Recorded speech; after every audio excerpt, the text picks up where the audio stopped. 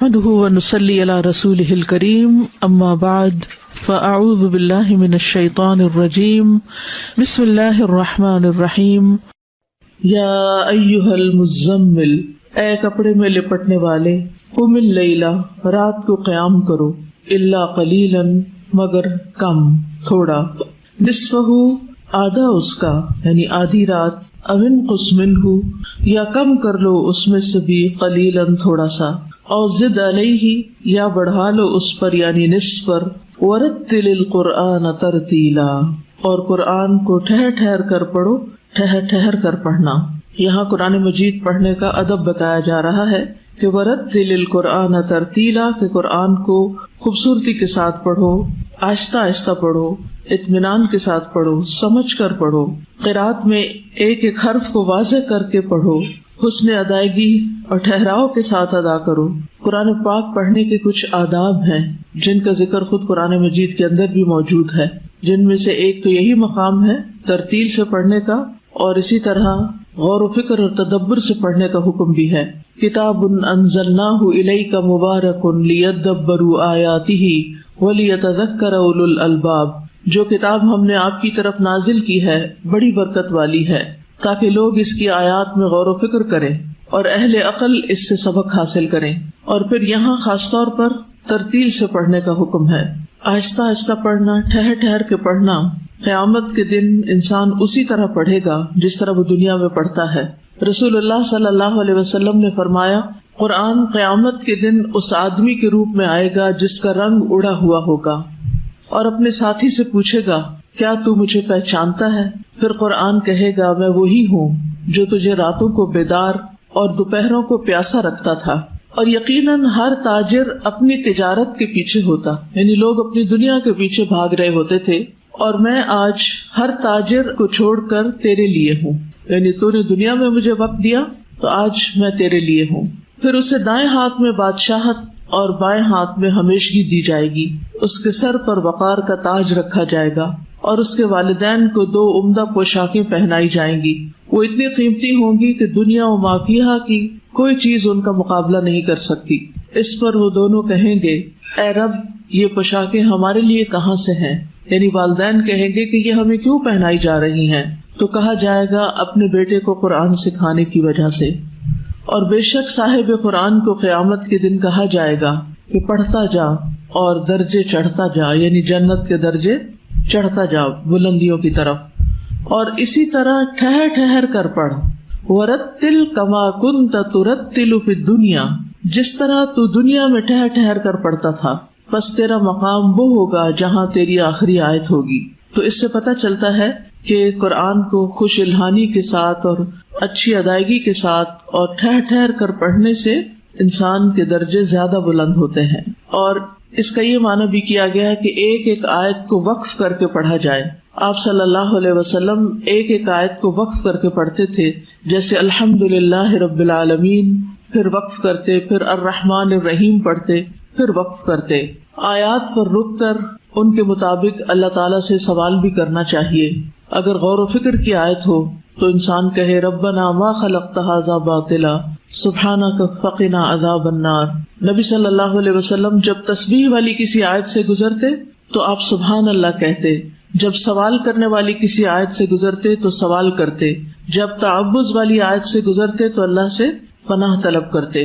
لیکن یاد رکھیے کہ قرآن کو ایسے تیز تیز نہیں پڑھنا چاہیے جیسے ہم تیز تیز باتیں کرتے ہیں یا تیز تیز کوئی شعر و شاعری کر رہے ہوں، بلکہ اس کو اس کا حق دے کے پڑھنا چاہیے۔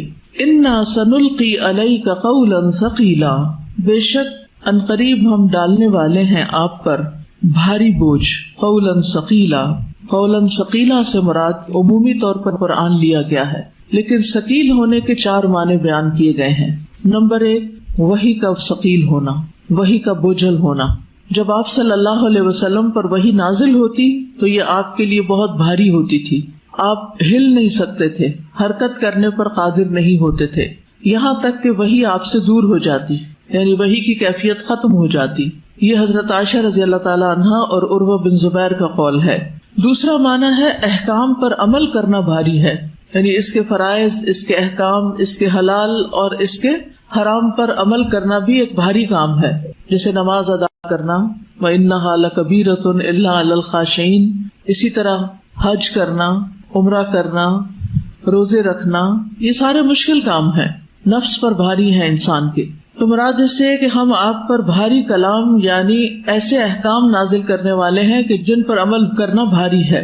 نمبر 3، ابن زبیر کا قول ہے کہ قیامت کے دن میزان میں بھاری ہوگا، یعنی قرآن مجید پڑھنے کا جو ثواب ہے، جو اجر ہے، جو فائدہ ہے کہ ایک ایک حرف پر 10 نیکیاں ہیں، تو انسان تھوڑا سا بھی پڑھ لے تو بہت سا اجر اکٹھا ہو جاتا ہے، یعنی کم وقت میں بڑی کمائی ہے یہ.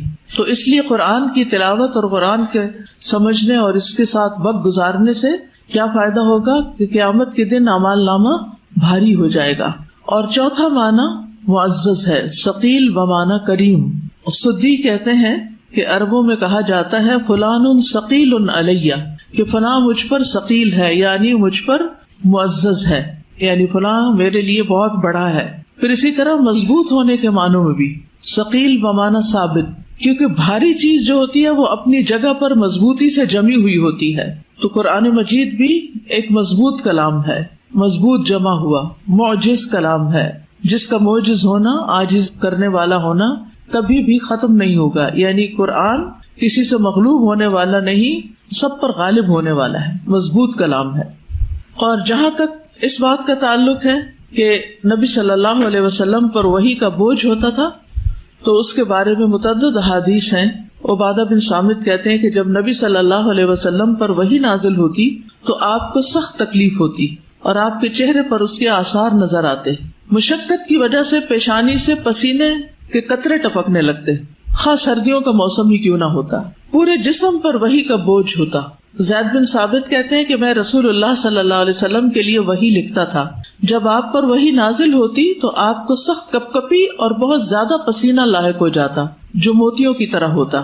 پھر آپ کی یہ حالت دور ہو جاتی تو میں کھجور کی بغیر پتوں کے چوڑی شاخ لے کر آتا، آپ مجھے لکھواتے اور میں لکھتا جاتا. میں فارغ نہ ہوتا حتیٰ کہ قریب تھا کہ ثقل قرآن سے میری ٹانگ ٹوٹ جاتی، یعنی قرآن کے بوجھ سے. اور اس میں خاص طور پر ایک خاص موقع پر نبی صلی اللہ علیہ وسلم نے زید بن ثابت کو ایک آیت لکھوائی، لا يستوی القاعدون من المؤمنین والمجاہدون فی سبیل اللہ، کہ مومنوں میں سے بیٹھنے والے اور جہاد کرنے والے برابر نہیں ہوتے. کہتے کہ آپ مجھے یہ لکھوا رہے تھے کہ اتنے میں ابن ام مکتوم داخل ہوئے. انہوں نے عرض کیا، اے اللہ کے رسول صلی اللہ علیہ وسلم، اگر مجھے جہاد کی طاقت ہوتی تو میں ضرور جہاد کرتا. اور وہ نابینا تھے.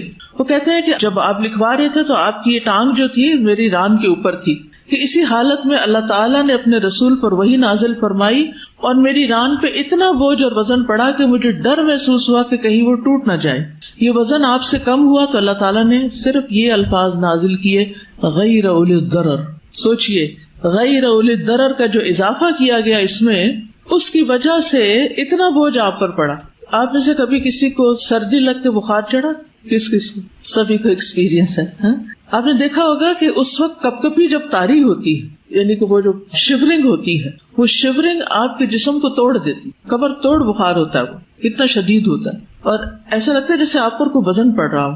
یہ تو کچھ بھی نہیں اس کے مقابلے میں جو وحی کی کپکپی اور وحی کی پھر اس شدت کی وجہ سے آپ کا پسینہ نکلنا اور پھر اس کا بوجھ پڑنا آپ پر. اور اگر اس وقت کسی اور کے اوپر وہ آپ کا جسم کا کچھ حصہ ہوتا تو وہ دوسرا شخص بھی اس بوجھ تلے دب جاتا. جیسے اونٹنی کے اوپر ایک دفعہ آپ تھے اور وہی نازل ہونا شروع ہوئی تو اونٹنی بیٹھنے لگ گئی، یعنی کھڑے کھڑے اس کی ٹانگیں نیچے مڑنے توڑنے لگ گئی اور جیسے وہ زمین کے ساتھ لگنے لگی. اتنا بوجھ تھا اس اونٹنی پر، چرچرانے لگی. یعنی وہ جانور جس پر آپ سوار ہوتے اور وہی آتی تو وہ گردن زمین پہ ڈال دیتا. اسماء بنت یزید کہتی ہے کہ جس وقت آپ پر سورۃ المائدہ نازل ہوئی تو رسول اللہ صلی اللہ علیہ وسلم کی اونٹنی عزبہ کی لگام میں نے پکڑی ہوئی تھی، حضرت اسماء بنت یزید نے، اور وہی کے بوجھ سے ایسے محسوس ہو رہا تھا کہ اونٹنی کا بازو ٹوٹ جائے گا. یعنی اتنی زیادہ اس کے اوپر بوجھ کی کیفیت تھی، اتنا پریشر آ گیا تھا. تو وحی کا نزول جو ہے یہ ایک بہت مشقت آمیز کام تھا. اور ویسے بھی آپ دیکھیں کہ اللہ سبحانہ وتعالیٰ فرماتے ہیں لو انزلنا هذا القرآن على جبل لرأيته خاشعا متصدعا من خشية اللہ، اگر ہم یہ